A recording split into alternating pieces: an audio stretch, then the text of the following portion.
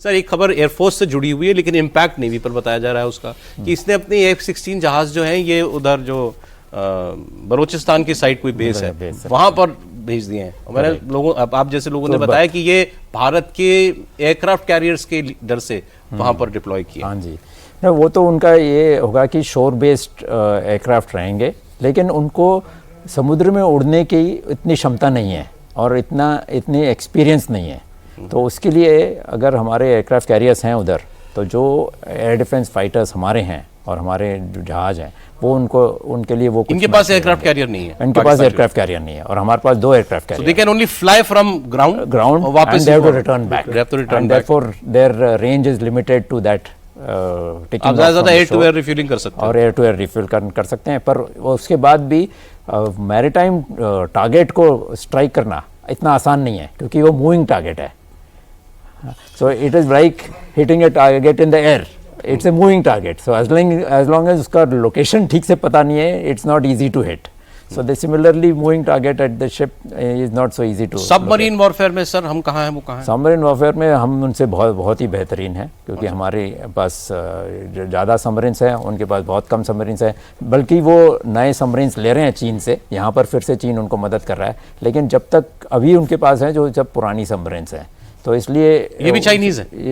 जो नए 8 ले रहे हैं वो चाइनीज़ होंगी उनके पास। अच्छा, तो उनकी वो जो बना रहे हैं 4 चीन में बनेंगी और 4 पाकिस्तान में बनेंगी।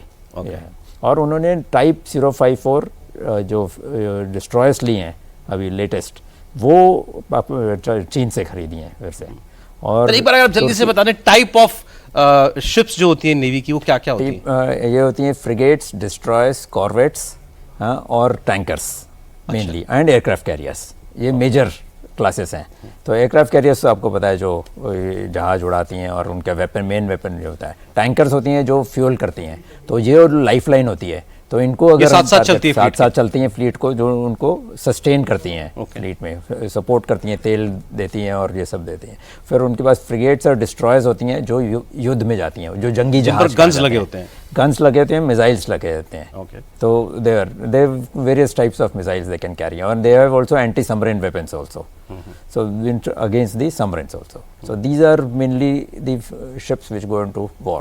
So Pakistan is no match to us. No match to Indian Navy. If you were to relate it to cricket matching, I can only say it is 80-20. Am I right? No, I'm not a naval expert, but we are too superior in our Navy, and we are fairly superior in our Air Force, and we are very superior on ground forces. Ground forces का आप बताएंगे? नहीं, ground forces means देखिए, पहली बात तो ये कि मैं एक पाकिस्तानी सुन रहे थे, मैं उनके एक मिलिट्री अटैची हमारे दोस्त थे मॉस्को में, हमारे मिलिट्री अटैची के कारगिल युद्ध के पीक की बात करें तो हमने उनसे बात की, हमने युद्ध के टाइम भी उनसे बात की, और उन्होंने कहा भाई हमारा जो फौज है ना, आपके इन्फेंट्री सोल्जर से इतनी डरती है पूछो मत। अच्छा, ये रियलिटी है, मतलब ये रियलिटी है। जो हमारा जो सोल्जर है ना इन्फेंट्री का, इतना हार्डन सोल्जर है, आप सोच ही नहीं सकते, दुनिया कंपेयर ही नहीं कर सकती, किसी के पास नहीं।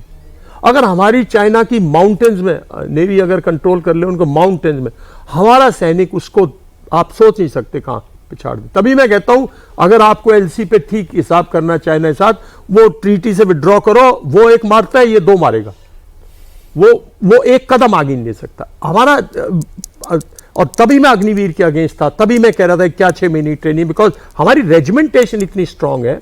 अगर कारगिल लड़ाई देखो तो वो कोई स्ट्रैटेजिक लड़ाई नहीं है, वो कोई पॉलिटिकल लीडरशिप की कोई स्ट्रैटेजी नहीं है, वो पोरेस्ट ऑफ द पुअर, जो सीनियर मिलिट्री लीडरशिप की कोई उसमें यूनिट लेवल पे चढ़ गए, हौसले की लड़ाई। और उसमें दूसरा, हमारे पास जो मैकेनाइज्ड फोर्सेज है, दुनिया की मोस्ट ट्रेन्ड मैकेनाइज्ड फोर्सेज है, T-90 tank, BMP-2 class weapon systems है, और हम इतने ट्रेंड हैं डेजर्ट में, रिवर क्रॉसिंग में, कनाल क्रॉसिंग में, DCB क्रॉसिंग में, मतलब हमारी जो इंटीग्रेटेड ट्रेनिंग है, I think we must be, लोग सिमुलेशन वगैरह बहुत करते हैं, but on ground we must be the most trained army, I can assure you. मतलब जिसको कहते हैं कि भाई इंटीग्रेटेड ट्रेनिंग, नीचे से मैं कोर्स और ये नहीं गिन सकता, पर हर जगह एक्सरसाइज होती रहती है डेजर्ट में, इसमें तो बड़ी इंटीग्रेटेड। हमारी आर्टिलरी देखिए, हमने पूरी कारगिल में हमारे पास बोफोर्स है, राइट, उनके पास जो पुराने